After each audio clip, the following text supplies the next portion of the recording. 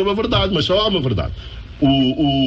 Depois de ter atingido aquilo que atingiu, eu acho que nós temos que divulgar os contratos, para nós sabermos se efetivamente as coisas são assim ou não são assim. Porque aquilo é uma empresa pública. A TPA é uma empresa pública, portanto, não pode fazer contratos, suponho eu, e sobretudo contratos desta dimensão, por ajuste direto. Nós temos que ver como é que, quer dizer, um contrato do tipo que é. Eu não sei, enfim, eu acho que as coisas têm que ser feitas assim dessa maneira. Portanto, há aqui uma discussão, eu tenho até lido algumas coisas. Mas isso faz parte do passado, Carlos Rosado. Foi o passado. Justamente. Mas temos que falar agora. O moderador tem que pôr ordem. Sim. Não, agora é o Ginaldo. O Ginaldo vai falar agora. Senão nunca mais temos aqui. É que já saímos do meio-dia. Vamos lá ver então. Não, mas é melhor começar. Vai 5 minutos a cada um, senão não vamos sair daqui. Se me permitir, tens de falar 5 minutos. Não vamos acabar aqui. Vamos lá, Reginaldo. Vamos lá ver. Ponto 1. Estamos a ter mais uma hora, não é? Nós temos mais uma hora. Em relação a Isabel dos Santos, toda a gente conhece a minha posição, portanto, sempre fui contra a nomeação de Isabel dos Santos, não tanto por ser filha de quem é, por causa da questão do nepotismo, mas mais pelo argumento que o Rosado aqui apresentou. Conflito de interesses. Basicamente, não era possível ter Isabel dos Santos na Sonangol por causa dos conflitos. Porque é o seguinte, se a engenheira Isabel dos Santos fosse uma gestora pública e fosse nomeada pelo pai, tudo bem, não tem problema. Aliás, até aconteceu uma coisa caricata que eu falei aqui, na altura aqui com o nosso amigo Tito de Monte. Na altura o Tito ainda defendia. Exatamente, ainda defendia. Eu nunca defendia a nomeação da engenheira Isabel dos Santos. Não, mas ainda Não, vamos ser rigorosos. Nunca defendia a nomeação da engenheira Isabel dos Santos. Nunca pronunciei publicamente sobre isso sequer. João, os sons estão disponíveis, acho eu, e portanto as pessoas que quiserem resolver esse problema, vem isso. O que eu estou a dizer é o seguinte: a engenheira Isabel dos Santos tinha conflitos de interesse. Muitos. Aliás, a engenheira Isabel dos Santos, em Portugal, demitiu-se de todos os cargos. Aqui em Angola não se demitiu de nenhum cargo. Então, mas nós somos a República das Bananas? Em que num país demite-se, no outro país não faz rigorosamente nada. Mas mais do que isso, e o que é que devia de acontecer? E agora nós sabemos que a engenheira Isabel dos Santos diz que fez isto, que fez aquilo, que fez aquilo outro, que encontrou a empresa numa situação, e esta empresa na mesma, que é a Sonangol. Nós temos que ter acesso aos relatórios da Sonangol. Quer dizer, a Sonangol tem, naturalmente, se vêm uns consultores, têm que produzir um relatório sobre o diagnóstico da empresa. Dentro desse diagnóstico, naturalmente que há partes reservadas eu não quero ver. Mas eu quero saber, efetivamente, o que é. A única coisa que nós sabemos sobre a Sonangol foi um relatório do Zé Maria de Lemos, que foi divulgado, nem sequer nós sabemos se é verdade, se não é verdade, quer dizer, presumimos todos que seja. Mas nós não temos um relatório oficial sobre os problemas que a Sonangol tem, os diagnósticos que a Sonangol tem e quais são as medidas que nós devemos atuar. Mas mais do que isso, a mim preocupa-me, eu não sei se vocês sabem, eu tenho falado disso, que é um dos maiores escândalos que existe neste país, é que nós reconstruímos por 1.200 milhões de dólares 3 empresas têxteis. Essas empresas foram entregues em 2013 e agora existe um decreto a dizer que a pessoa que entregou não devia ter entregue. Meus amigos, nós não estamos a falar de 1.200 milhões de coisas, nós estamos a falar de 1.200 milhões de dólares.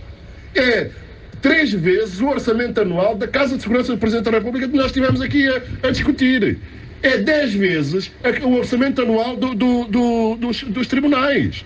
Nós temos uma fábrica de cimentos de Kwanza Sul, não é? Que também teve um problema, e que há 750 milhões de dólares que são do Estado. Só aqui nós estamos a falar de quê? 2 mil milhões de dólares. Isso é mais do que o orçamento da saúde. E, portanto, nós precisamos de ter, não chega só falar, não chega só dizer, não chega só estas coisas todas. Nós temos que saber o que se passa nas principais empresas do país. Isto, para mim, é muito mais grave. Há outras, já essa, etc. Todos nós sabemos, não é? A própria Presidente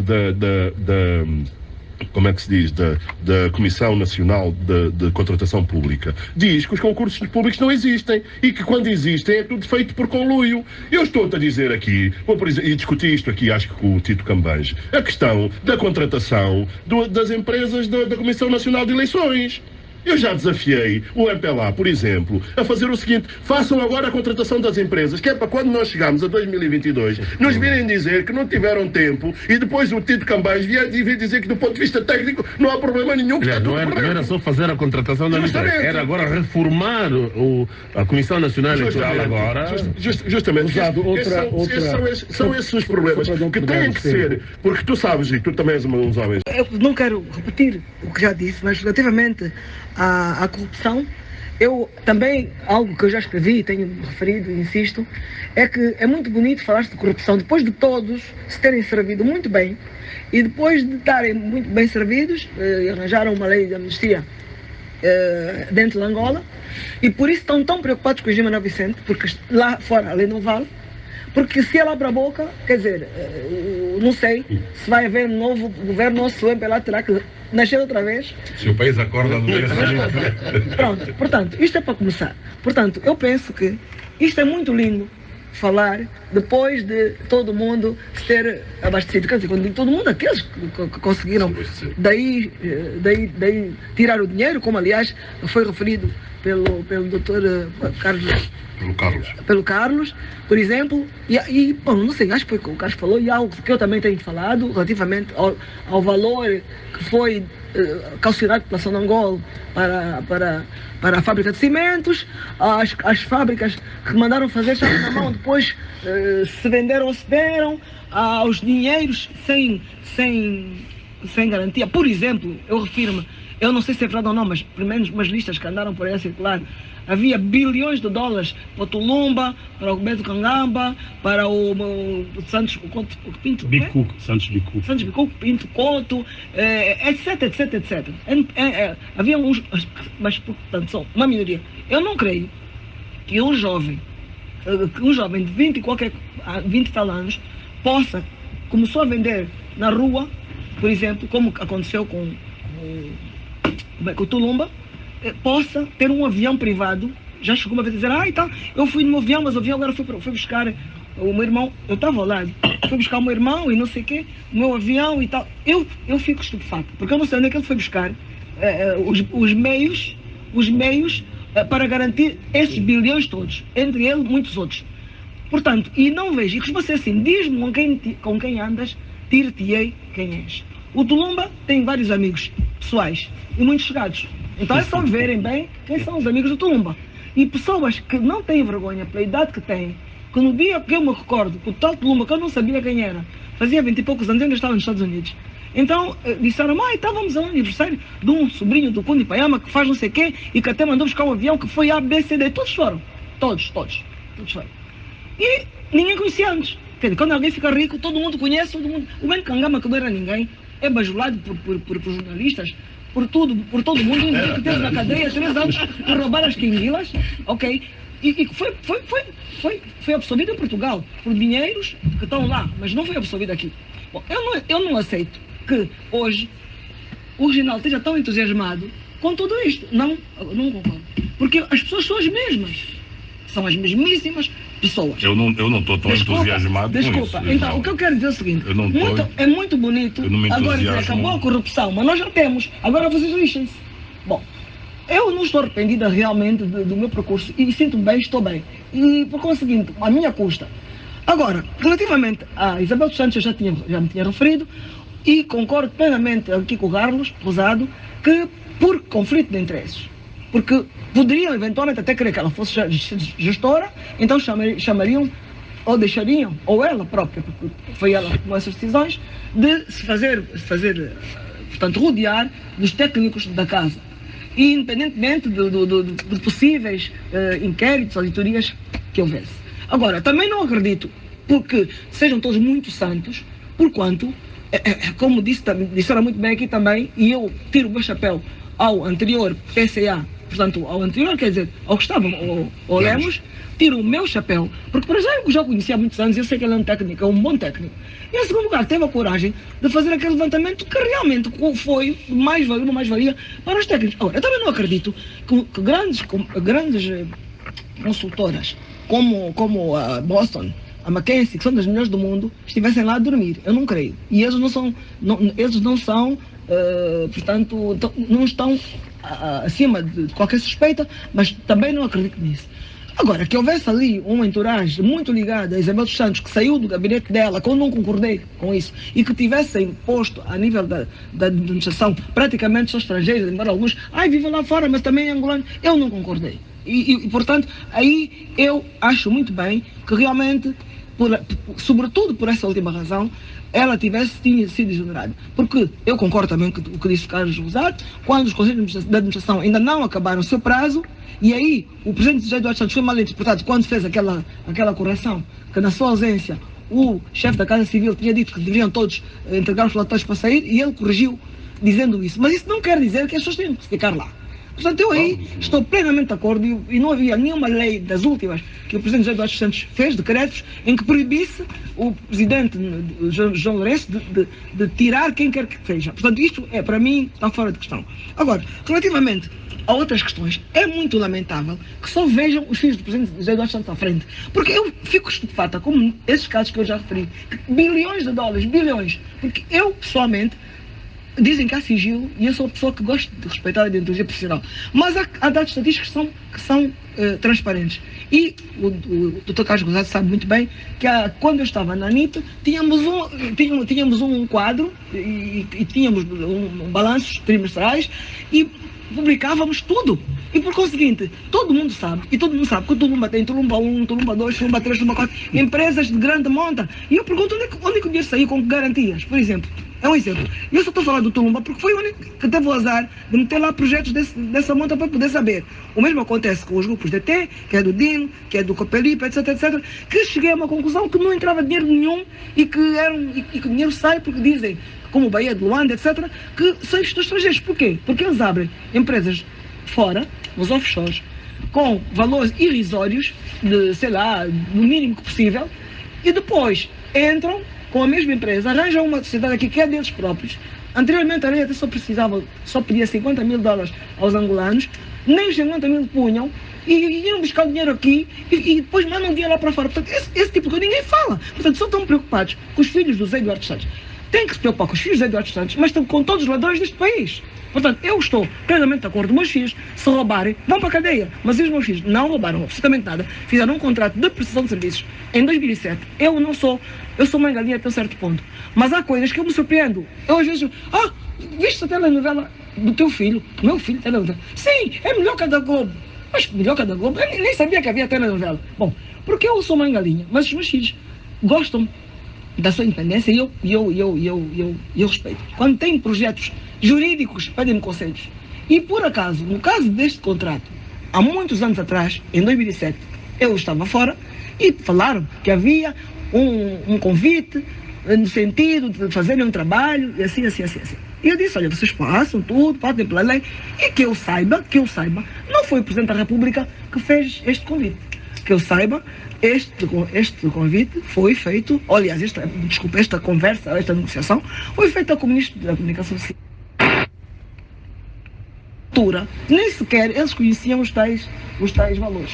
Porque eu sei, eu vou dar um exemplo muito simples, que foi consultada pelo Ministério da Comunicação Social, a empresa que eles gerem, que são de copropriedade, porque tinham uma avaria, uns problemas numa emissora da Guiné-Bissau, quando houve a guerra, estava paralisada completamente. Pediram a N pessoas aqui, que apresentaram os valores de milhões para cima. Eles cobraram 87 mil dólares para pôr aquilo a funcionar. Foram lá, puseram a funcionar e até hoje nunca pagaram. Isto é um exemplo. Mas como não era a TPA, é a presidência, ok? A presidência que pediu ao Ministro da Comunicação Social, é um valor irrisório. E comprometeram-se a pagar e não pagaram. É um exemplo. Portanto, também aconteceu haver necessidade de fazer brochuras e de fazer outro tipo como é que se diz, de propaganda a nível do Ministério por exemplo, da Comunicação Social ou da TPA, de virem várias propostas de milhões de dólares e eles cobrarem 100 e tal mil dólares. As pessoas me telefonaram e dizem assim, mas olha só, essa empresa de estudos, não é? Não será que eles se enganaram nos números? E eu disse, não, por quê? Que assim, mas a diferença é muito grande. Eu falei com eles, eles disseram, não, nós pedimos esses valores porque são valores abaixo do mercado para termos trabalho, porque senão ninguém nos dá trabalho. Bom, isto era simplesmente para dizer... Para concluir. Não é para concluir. Desculpa, não vou concluir. Mas agora é a minha vez. Isto é só para dizer... Já houve vários ministros, mas desculpa, houve renovações, lamentavelmente não houve concurso. Foi o problema dos monopólios. Também não há concurso, desculpa, também não há concurso. Foi esse o problema, exatamente. Nós estamos de acordo com tudo, não é? Com o que a Maria Luísa diz, nós que todos têm que estar sujeitos aos mesmos critérios, não estamos a dizer em particular. E os critérios eram iguais, naquela altura, penso muito, eu lamento muito. Por exemplo, não posso estar de acordo com isso. O atual PCA da televisão, era de uma empresa privada que fazia a gestão dos publicidades. São outros problemas. Não. Fez concurso, desculpa, estamos aqui a falar de decisões tomadas agora. Mas eu posso vamos ouvir agora o Ismael. Já não vou dizer mais nada. Desculpem, obrigado. Eu estava a dizer-se na altura porque estávamos com um determinado titular do Poder Executivo e foi determinado, foi uma orientação, foi feito aquilo.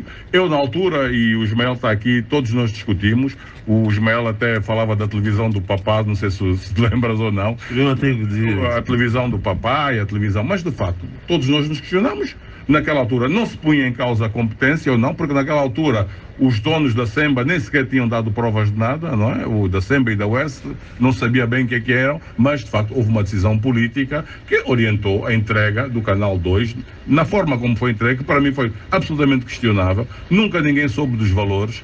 E a última vez que o meu amigo Ismael Mateus me desafiou a discutir a qualidade da TPA2, eu disse, eu não discuto qualidade sem saber primeiro do preço. O que é que aquilo nos custou, efetivamente, para, de facto, depois fazer a relação custo-qualidade, porque já estou como o nosso Armando Machado, eu com este dinheiro até cantava melhor que o Chavarotti, ou o Parvalhotti, ou o Chavarotti. Chavarotti era outro tipo.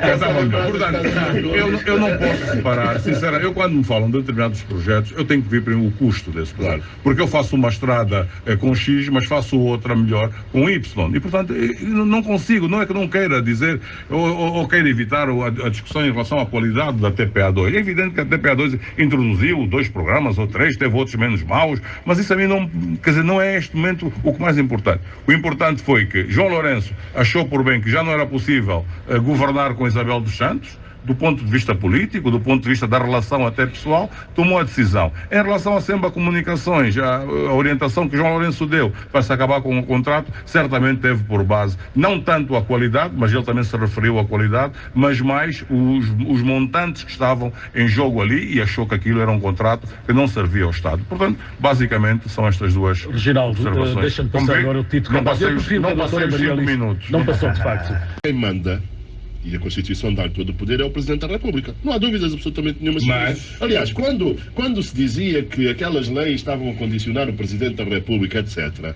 eu, do meu ponto de vista, eu sempre disse, de acordo com os poderes da Constituição, o que é que acontece? O Presidente da República tem todos os poderes. Mas não podemos esquecer que ele foi eleito pelo MPLA e os do MPLA vêm sempre recordar que há disciplina partidária. Mas não há separação de poderes. Mas não há separação de poderes. Mas vocês não querem. Então há algo ameaçador. Desculpa, para haver separação de poderes. Então nós não podemos ter o Presidente a mandar também. Até manda. Mas eu penso que o MPLA tem que passar até. Mas é o Parlamento. No Parlamento, o MPLA pode ter vozes dissonantes, não tem que ir lá todos dizer amém como até aqui, porque senão então não vale a pena. O MPLA foi eleito para governar, o MPLA foi eleito para governar, não foi eleito para fazer oposição. Eu não estou a ver o Presidente do partido mandar votar contra nada, não acredito. Agora, se houver lá dentro pessoas com posições diferentes, como eu já expliquei e citei aqui, que no passado, Bonito Sousa e citei mais de 3 pessoas, já disseram não, então que digam não. Não, mas eu já vi muita coisa acontecer neste país. Para não ser tudo igual. A primeira coisa que o MPLA faz... Em relação a disso, ali a gente não vai chegar a lado nenhum. Já percebi. Nos Estados Unidos da América, os democratas, muitas vezes o Estado, votam contra ou a favor de medidas. Controlar o tempo. Desculpa, também, mas agora é minha vez. Mas agora, já me roubaste mais um minuto. Bom, isto era só para dizer que eles apresentaram um valor de 50 milhões de kwanzas. Este valor de 50 milhões de kwanzas que eles mensais. Desculpa, sim, mensais. Hoje em dia são 125 mil dólares Mas quando era? Em 2007? Na altura eram 500 mil dólares. Desculpa, que fossem 500 mil dólares e que hoje sejam 125 mil dólares, porque eu desconheço qual era o contrato que é, desde o início. Todos nós desconhecemos. Ninguém sabe nada.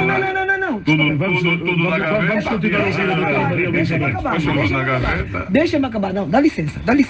Portanto, em princípio eles tiveram a coragem de puseram o papel cá fora. E aí eu próprio aconselhei, porque não há necessidade, estamos a esconder absolutamente nada.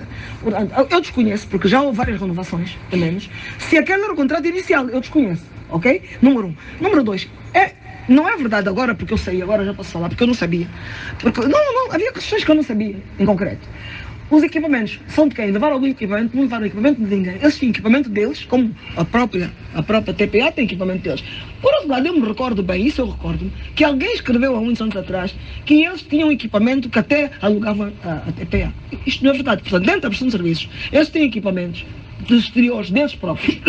E se a TPA já teve vários PCAs ou diretores durante o tempo em que eles estiveram lá, não se apetrechou melhor é porque não quer. Porque se gastam em campanhas, por exemplo, só na campanha, na anterior campanha, não nesta, porque nesta também não sei quanto é que se gastou, mas não se deve ter gasto menos. Só um deles foi dito pelo senhor Emílio Odebrecht, durante a inquirição do Lava Jato, que foi-lhe pedido pela senhora Joana Lina, pelo senhor Rui Falcão, primeiro, depois foi o senhor Manuel Vicente assim, sozinho, 50 milhões de dólares para aquela campanha, só eles. Portanto, e as empresas que normalmente gerem e que andam ali pelo meio, Orion,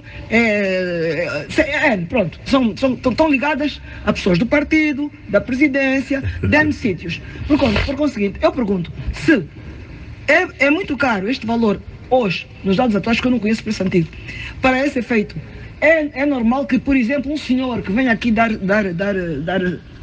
lições, conferências, que fala é mentor, o senhor mais velho, cobra cada empresa que ele vai, por exemplo, aqui, a empresa do Estado, vai dar uma palestra, recebe 100 mil dólares para falar uns minutos. 100 mil dólares. Tornar as empresas felizes. Pronto, então pagam 100 mil dólares para uma pessoa falar uns minutos, como lá fora também pagam. Quem vai? Claro. É pago.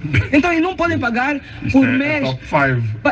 Por mês, alguém que tem os trabalhadores, que tem os equipamentos, que tem as ideias, que passa novelas, que eu gabo, neste caso serem meus filhos. Eu já fui 2 vezes a Carpete Vermelha, não fui mais vezes porque não tive possibilidades de ir. É possível estar agora a querer crucificar pessoas por isso agora. Uma questão. A TPA desmentiu e disse que não, o valor não era aquele, aumentou o valor. Depois, ainda bem, e dou os parabéns ao ministro João Melo, que eu fico muito feliz por termos esse novo ministro lá. Foi mais uma boa aposta do presidente João Lourenço, independentemente de outras questões. Bom, esta peça foi mesmo dele, né? João Melo foi de João Lourenço. Só não são aquelas que vocês não gostam. Pronto. Então, o que se passa na prática é que, em princípio, se foi prometido, pelo menos que a TPA emitisse também o desmentido deles. E eles disseram claramente que o valor não é aquele, porque inclusivamente é pago pelas finanças, então as finanças é que têm que pôr cá fora. Mas, Maria Luísa, isso vai se apagar. Então, não me venham, desculpa, não venham. Não vamos ficar aqui o resto da... Não, desculpa, vocês falaram que da bicicleta o tempo que quiseram. 5 minutos. Deixa-me acabar. Agora, relativamente à contratação, de acordo com a lei, e uma vez, há muitos anos atrás, eu já tive esta discussão com o doutor Carlos. Num seminário, e eu disse-lhe que a lei previa 3 tipos de contratação, e dependia dos valores, inclusive, direta, ajuste direto e como é que diz? Concurso público limitado e não limitado. A regra é o concurso público. Pronto, desculpa, a regra, mas desculpa, dá licença. Desculpa, mas